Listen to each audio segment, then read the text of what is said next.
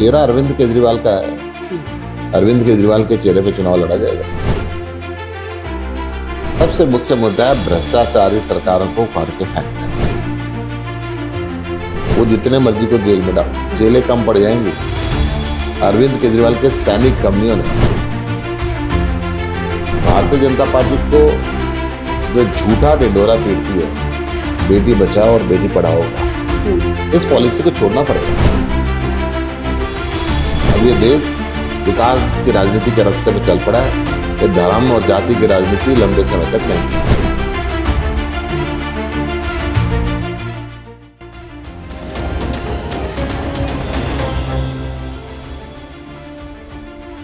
नमस्कार, राम राम। मैं मेहंदी गर्ग और आप देख रहे हैं हरियाणा आज।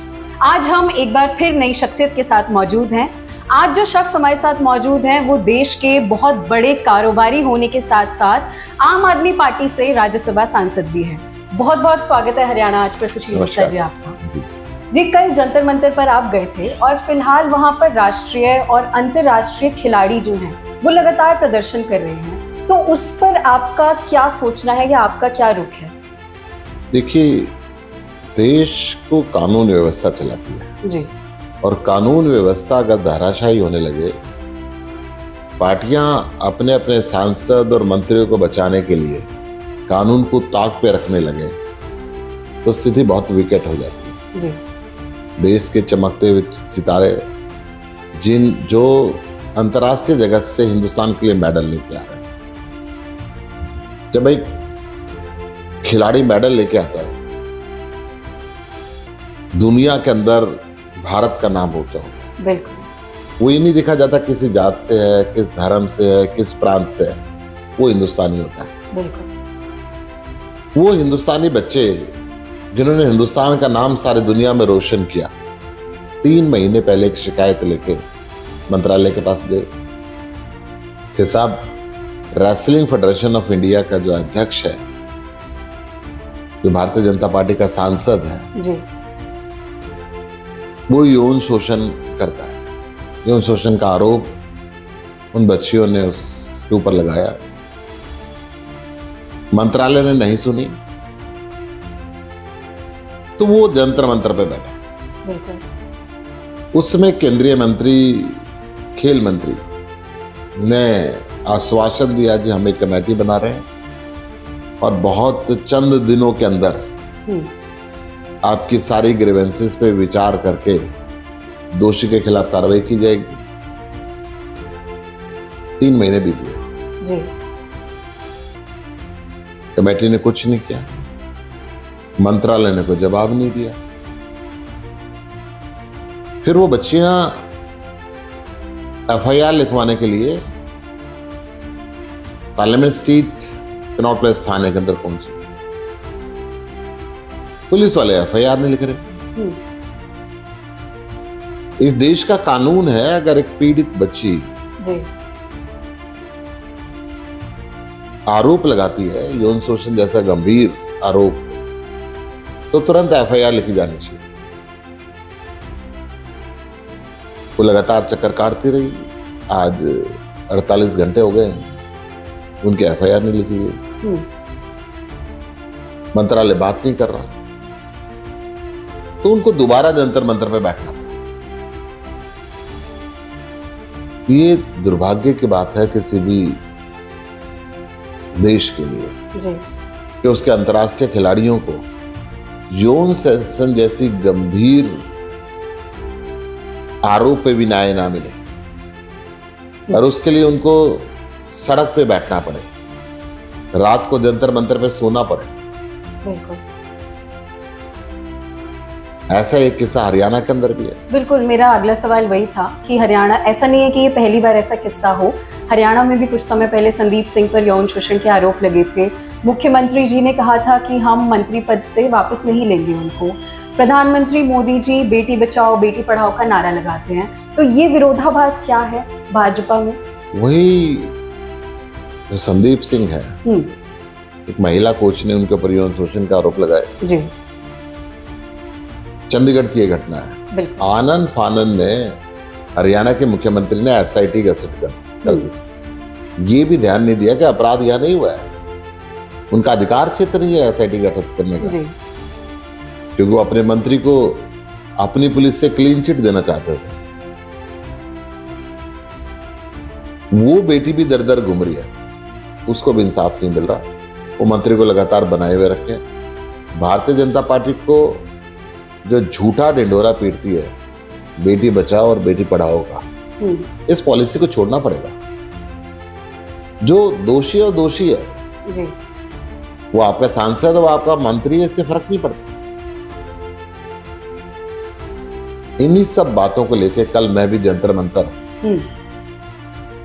उन पहलवान बच्चियों के समर्थन करने गया और आम आदमी पार्टी की तरफ से उनका पूरा आश्वासन है, जो भी दिक्कत हो उनकी आवाज के अंदर हम आवाज करें। तो गुप्ता जी, जो विपक्ष है या कांग्रेस पार्टी है वो आम आदमी पार्टी को बीजेपी का टीम बी कहती है कि आम आदमी पार्टी जो है वो भाजपा की बी टीम है, इस पर आप क्या कहना चाहेंगे?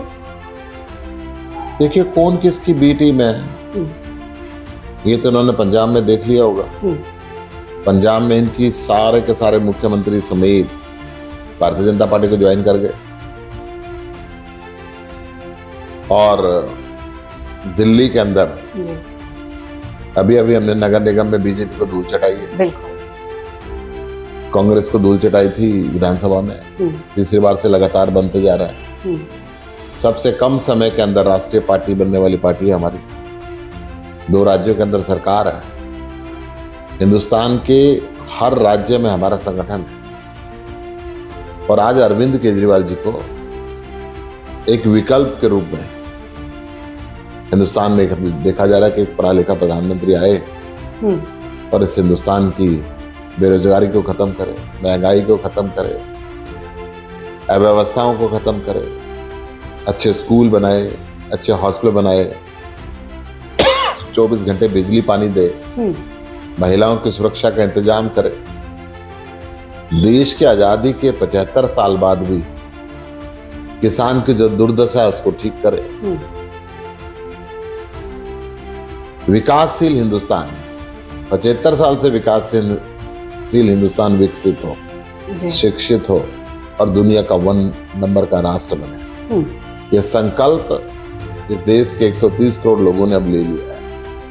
तो अभी आपने कहा कि आपकी 2 स्टेट में आम आदमी पार्टी है, पंजाब में और दिल्ली में। तो पंजाब में बहुमत हासिल करने के बाद आम आदमी पार्टी ने सोचा कि अब हरियाणा की तरफ रुख करते हैं, लेकिन आदमपुर चुनाव में कुछ और ही पिक्चर नजर आई।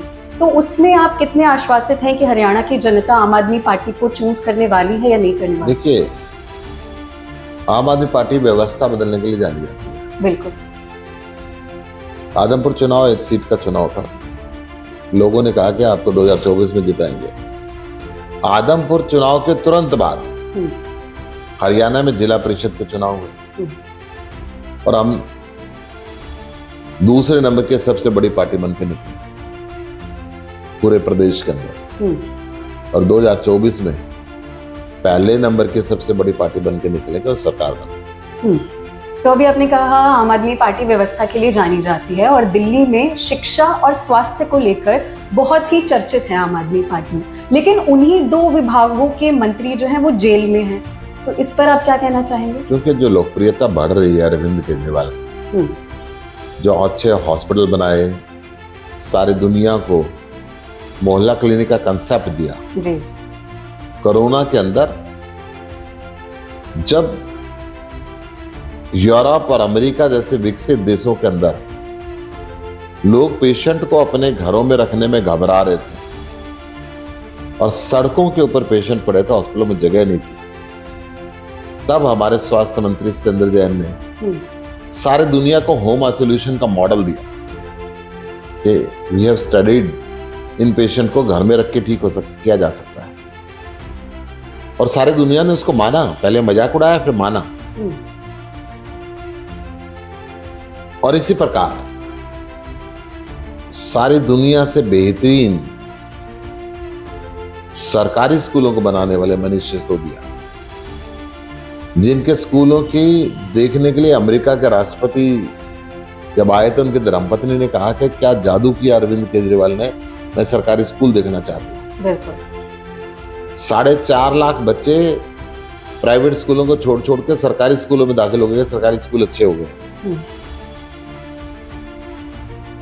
तो केंद्र की सरकार ने सोचा ये सरकारी स्कूल और हॉस्पिटल इतने बढ़िया बना देंगे तो सारे देश में डिमांड होगी। तो ये साजिश के तहत 100% अरविंद केजरीवाल जी की बढ़ती लोकप्रियता को रोकने के लिए ये एक नाकाम कोशिश केंद्र की सरकार की तरफ से हुई। वो जितने मर्जी को जेल में डाल दें, जेलें कम पड़ जाएंगी। अरविंद केजरीवाल के सैनिक कम नहीं होने वाले।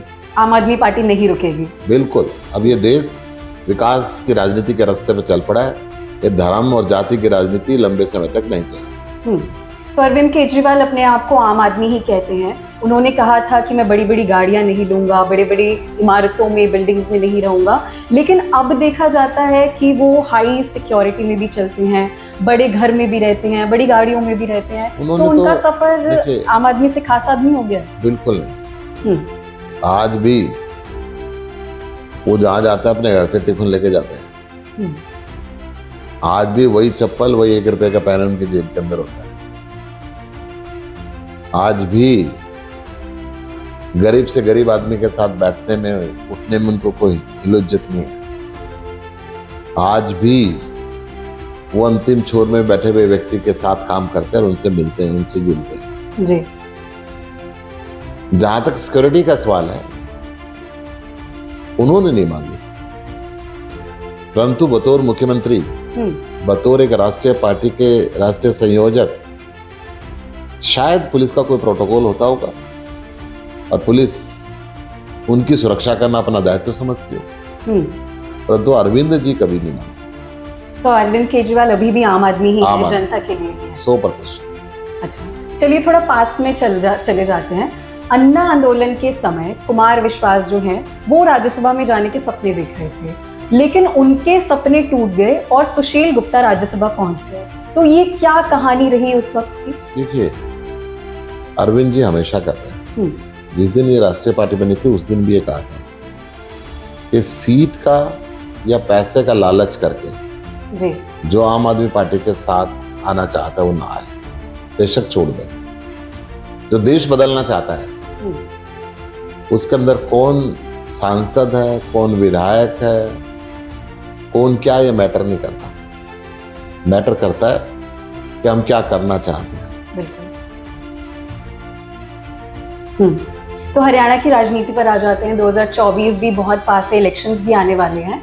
तो वैसे विपक्ष में हरियाणा में कांग्रेस को जाना जाता है, भूपेंद्र सिंह हुड्डा को जाना जाता है, लेकिन अगर मैं ग्राउंड लेवल की बात करूं तो आम आदमी पार्टी ग्राउंड लेवल पर ज्यादा दिखाई दे रही है, चाहे वो सुशील गुप्ता हो, अशोक तंवर हो, चित्रा सरवारा हो या ढांडा साहब हो।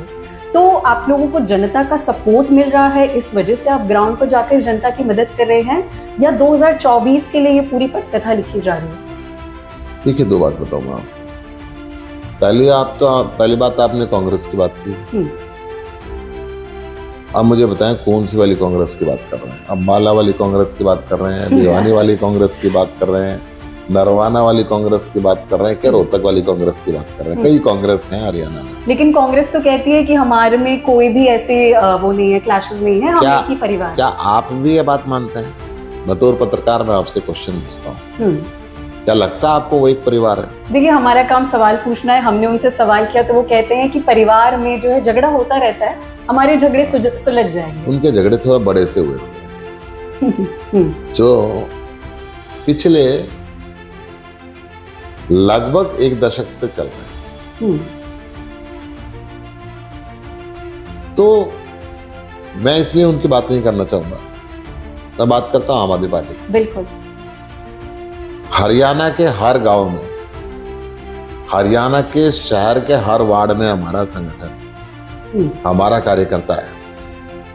तो जो संगठन बना है वो पक्का संगठन है, जो पानी पी के और चने खा के इस भ्रष्टाचारी व्यवस्था को जड़ से उखाड़ फेंक देना चाहता है। जो चाहता है कि हिंदुस्तान का जो भविष्य है वो उज्जवल हो, शिक्षित हो, स्वस्थ हो, बेरोजगार हो, मुस्कुराता हुआ इंसान हो, आगे बढ़ता हुआ हिंदुस्तान हो। ये जो सपने इस देश की आजादी के समय सैकड़ों वर्ष की लाखों वीरों ने शहादत दी थी, उनके सपने साकार हों। और यही कारण है कि हम बाबा साहब भीमराव अंबेडकर और शहीद आजम भगत सिंह से प्रेरणा लेकर आगे बढ़े। जी, तो हरियाणा में संगठन कभी बनता है, कभी टूट जाता है आम आदमी पार्टी का, तो अब ये फाइनल संगठन माने इसको? जब एक ग्रोइंग पार्टी होती है ना, जब परिवार बढ़ता है जी, परिवार में नए नए सदस्य आते हैं, उन सबको जिम्मेदारियां देनी पड़ती हैं।